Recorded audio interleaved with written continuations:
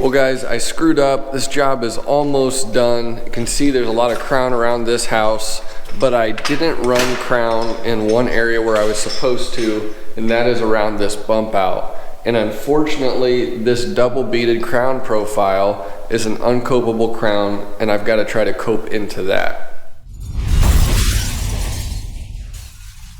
As you can see, this is a fireplace bump out, and I think what happened was I had in my head that tile was going to go all the way to the ceiling like it does on the other side of this bump out. They ran the tile all the way up and didn't want crown around that. So I don't know why, but for whatever reason, I didn't run crown around this thing. Then I was here doing the final and looked at it and was like, oh crap.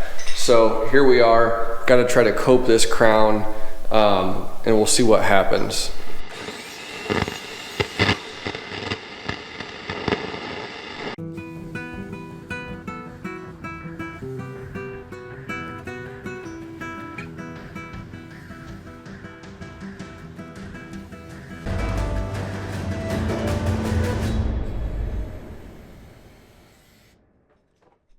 Now what I want to do, like I talked about in that other video I just posted, I want to look straight down at this crown, and if I look at the leading edge here that I followed to make my cope, then if I see any meat on the back side of that leading edge that protrudes out, then I know I haven't taken enough off. But if I can look straight down and follow that leading edge right here and I don't see any meat, then I should be good to go to make this fit. You'll notice though, as we sight down this spot right here, because it's almost vertical, it's going to be paper thin whenever you cope it. That'll focus there. You can see how thin that is. Same thing here. This is that troublesome bead that comes back past the horizontal plane. It's going to be really thin right there also, and I'll just have to touch it up with caulk. This really should be mitered.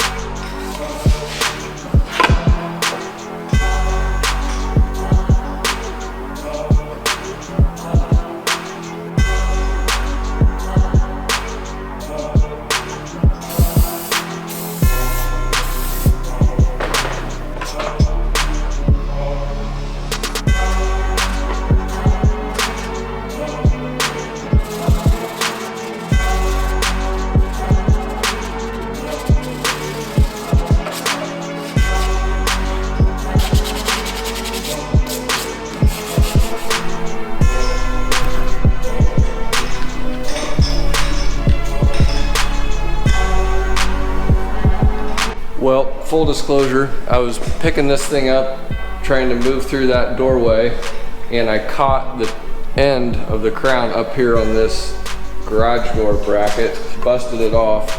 So now I'm gonna try and just shave that off, shave that glue off with the saw and re-glue that.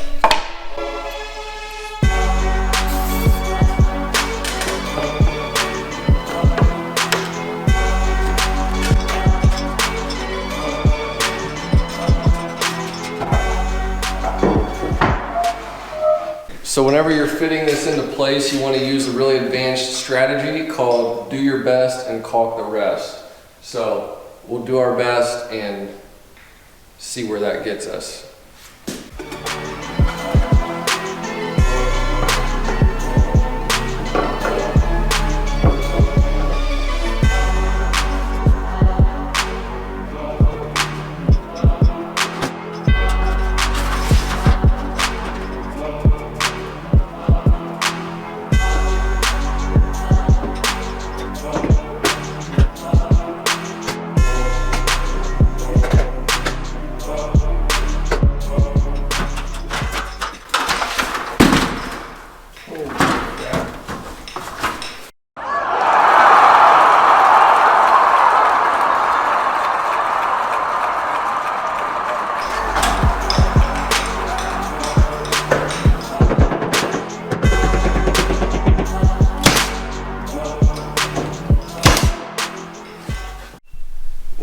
cut length ended up being a little bit short, so it's pushing this out a little bit. Good chance I'll break that miter since it's just 2p10 whenever I try to push that in. So I'm gonna go ahead and tack a couple nails in there just to help it out a little bit in case that glue line does break. Thank goodness for caulking.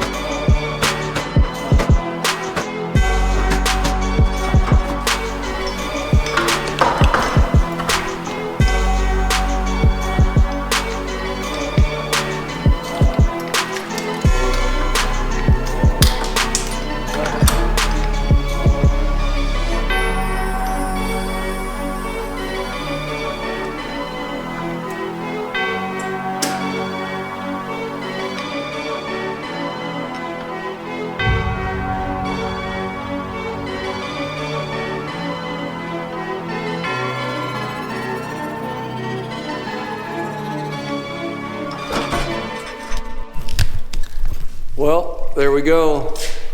Little caulk, little paint.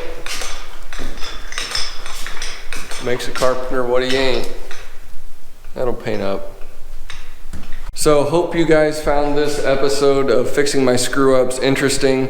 Thankfully this was paint grade and I could salvage it, but with an uncopeable crown like this in a stain grade situation, that would have been a doozy.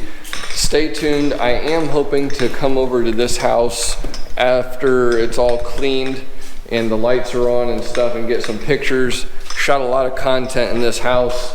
Many of you will remember the Dome of Doom. It's all painted up, looking pretty slick. Did a lot of crown molding in this house. Also downstairs bunk bed.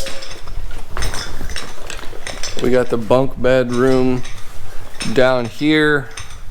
Get some better shots of that once the lights are on. And many of you also who watch regularly will remember this room over here.